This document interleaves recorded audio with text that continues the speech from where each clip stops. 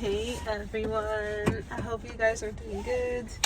I am doing great. I'm on my way to the Jimmy Gym. Today is Thursday, July 24, 2025. That's crazy to me that July is pretty much done already. I feel like yesterday we were just wishing Happy New Year to everyone and looking at, our goals for the year and stuff like that. Anyways, talking about goals, I hope you guys are doing good. Are you still checking on your goals? One thing that we did at the beginning of this year was write down the goals that we had, whether like in a vision board, a book, piece of paper, it doesn't matter, so that your mind would not forget. Because again, right, the thing the mind likes to do the most is forget. The only way not to forget is to remind yourself of said goals.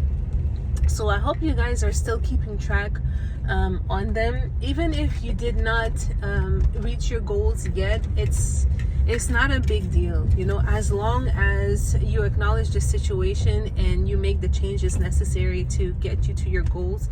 It's all that matters. And talking about goals, I was listening to a lady. She's like a multi-millionaire entrepreneur and all that good stuff. And she was saying that in an interview that she did, she was saying that it's nice to have goals, but goals without a system equals no result. And I thought, you know what, it made a lot of sense what she said, because we always talk about, you need a goal, that's fine, because the goal is what will help you to be focused. The goal is what will also develop an emotional attachment, which in return will kind of force you to do things in order to achieve your goals. But it's true, if you don't have a system put in place to achieve set goals, then you're most likely going to fail. And the reason why is because when you only rely on your goals, because there's such a big emotional component attached to the goal, this means that, this means that depending on how you feel emotionally, you will be doing good on certain days and bad on certain days. Whereas if you have a system, so something that is automatic, that does not change according to your emotional state, then you're more likely to reach your goals. So when she said that, I was like, that is so true, because it's the same thing with trading, for example, right?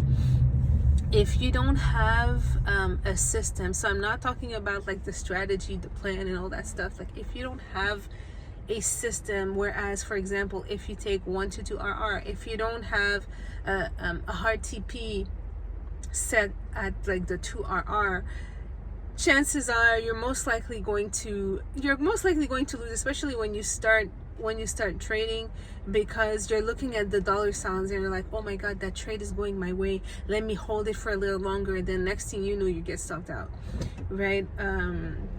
Or for example, when you go to the gym, in terms of fitness, you need a system that has nothing to do with your goal, but that has no emotional attachment, meaning that that you wake up at 4 a.m., you go to the gym at 5. When those things become like a system for you to, of course, reach the goal of becoming healthy or staying healthy, when you develop that system, you see that because of your discipline and the fact that the system is there, you will always go to the gym, even at times when you don't feel like going, but you're still gonna go because the system is there.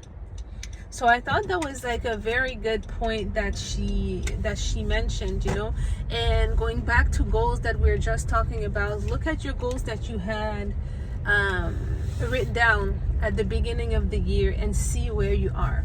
If you are not where you want to be, like I always say, The advantage that we have in that situation is that we are human, and God has given us the power to change whatever we don't like. So if you see that, you know, you're falling short on certain of your goals, that's cool.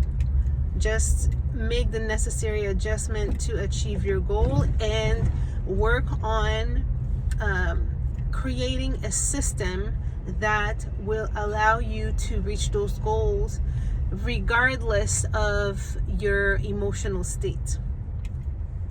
So yeah, today at the gym, I'm not going to do too much because I'm not allowed to do too much just yet, because I think, what was it that the doctor said, like after childbirth you have to wait like 6 weeks before you do any like heavy exercise. So I've just been, you know, doing some cardio, walking and stuff like that. Yeah, that's all I've been doing. I've been doing some push-ups just because I like doing push-ups. I don't know if I'm supposed to do that, but still won't do it. But yeah, so I have to wait 6 weeks before I get back to my normal routine. But at least for the time being, I'm still going to the gym, walking. So for now, all I'm doing is like walking 10,000 steps a day, like just bare minimum stuff, like walking 10K step per day, and making sure that I eat a lot of protein every day. Yeah. And of course drink water and all that good stuff. But yeah, that's all I've been doing for now until I get the clearance to get back to lifting weights. You know, that's one thing, you know, when you're not when you're not able to do the things you're used to doing, you kind of realize, I can't speak, you kind of realize how lucky you are to have a body that is fully functional. Yeah, you just realize it, and I'm really grateful. I'm really grateful to have put in the work all those years to make sure that, you know, I stayed healthy and people around me stay healthy, because it's paying off big time. That's all I gotta say. It's paying off big time. Anyways, guys, I am in the parking lot, so I'm just going to go inside and walk my 10,000 steps and go on with my day. All right, peace.